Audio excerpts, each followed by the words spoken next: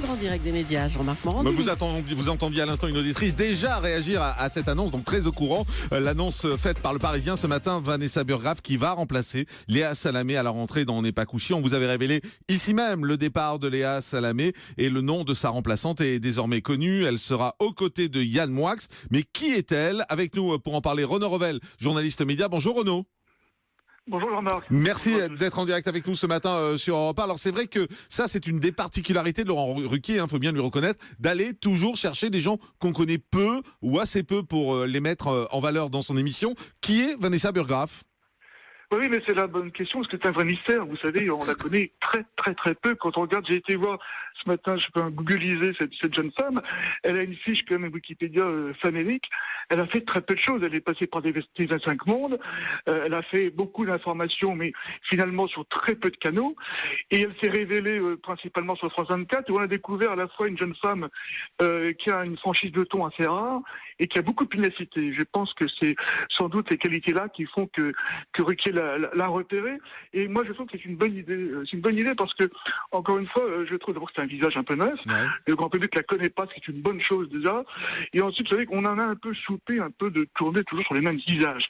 C'est vrai qu'on vit dans un métier quand même un peu consanguin. Et ça n'a de rien au talent de Léa Salamé ou d'Anif Calvi, mais c'est vrai qu'on retrouve un peu les mêmes têtes un peu partout.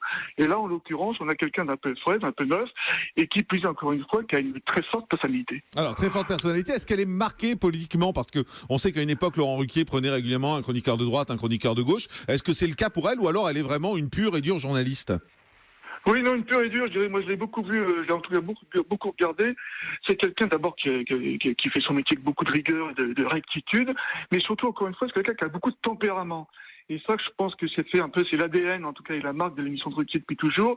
Il a dû rechercher quelqu'un, encore une fois, qui pouvait trancher un petit peu dans le paysage actuel.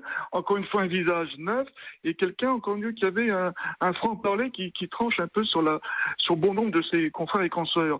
Et je pense que tous ces arguments mêlés font qu'il a dû estimer que c'était le bon profil au bon moment. Et puis, en plus, il fallait remplacer Léa Salamé, quand même. Et votre auditrice avait raison, qui a quand même laissé une très forte empreinte dans cette émission.